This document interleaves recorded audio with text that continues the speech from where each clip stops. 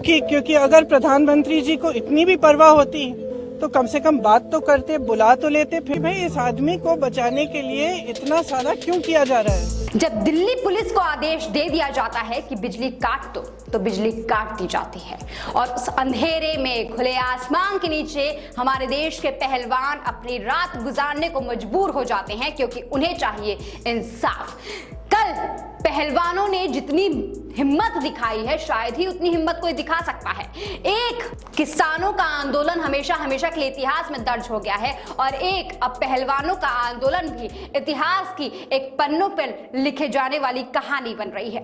कल supreme court ने पहलवानों के हक में फैसला लेते हुए तुरंत कार्यवाही करने की मांग की और एफआईआर कल की डेट में ही दर्ज करने की मांग की गई। फिलहाल एफआईआर दर्ज हो गई है और दर्ज होने के साथ ही बृजभूषण जी का भी एक बयान सामने आया है जिसमें बृजभूषण जी कहते नजर आ रहे हैं कि हम न्यायपालिका का सम्मान करते हैं, उनके फैसले का दिल खोलकर सम्मान करते हैं। दोस्तों, बात यही नहीं रुकती है। जैसे ही सुप्रीम कोर्ट का फैसला आता है वैसे ही तमाम राजनीतिक दलों के नेता भी पहलवानों से, बेटियों से मिलने पहुंच रहे हैं। इसी क्रम में प्रियंका गांधी भी पहलवानों से मिलने जंतर मंतर पहुंची और पहलवानों का साथ देने की बात की। यही नहीं, उन्होंने प्रेस तमाम लोगों को संबोधित करते हुए कहा कि यही बेटियां जब मेडल जीत कर आती हैं तो प्रधानमंत्री जी बड़े चाव से उन्हें बुलाते हैं, फोटो खिंचवाते हैं और यही बेटियां जब आंदोलन पर बैठी हैं, धरने पर बैठी हैं उनके एक सांसद के खिलाफ, तो आखिर प्रधानमंत्री जी इन बेटियों को क्यों नहीं बुला पा रहे हैं? सवाल तो जायज है क्योंकि अगर प्रधानमंत्री जी को इतनी भी परवाह होती तो कम से कम बात तो करते, बुला तो लेते। फिर से जब आपने मेडल लेके आए तो आपने बुलाया ना, घर चाय पिलाई तो बुलाइए, बात करिए। बच्चियां हैं, बच्चे हम सबकी बच्चियां हैं कि भाई इस आदमी को बचाने के लिए इतना सारा क्यों किया जा रहा है? जब इतनी सारी लड़कियां जिन्होंने देश के लिए इतना किया है, अपने परिवारों के लिए किया है, प्रदेश के लिए किया है, देश के लिए किया है और इतना मतलब पर्सनल संघर्ष है इनका, आप देख सकते हैं। इन्होंने इतना किया है और आप उसको बचा रहे हैं। भाई इनको बचाओ ना।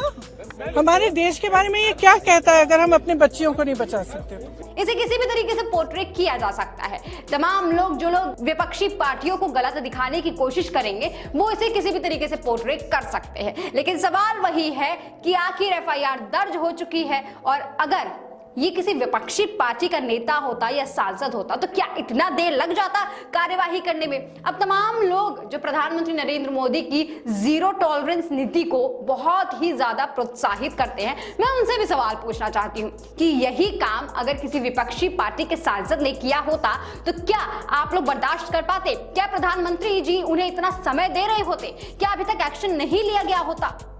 आखिर क्यों अपने ही सांसद के खिलाफ कार्यवाही करने में इतना टाइम लग रहा है? एफआईआर दर्ज हो चुकी है, पुलिस भी जांच पड़ताल में शायद जुट गई है और सुप्रीम कोर्ट ने कल की डेट में जो फैसला लिया वो वाकई न्याय दिलाने वाला था, न्याय के ऊपर फिर से भरोसा दिलाने वाला था। पहलवानों का कहना है कि चाहे आपने एफआईआर दर्ज क्यों ना कर ली हो, लेकिन हम धरना खत्म करने वालों में से नहीं हैं। जब तक बृजभूषण जी को गिरफ्तार नहीं कर लिया जाता तब तक हमारा धरना ऐसा ही चलता रहेगा। लगता है अपने पुराने धरने से इस बार पहलवानों ने सीख अच्छे से लिया है।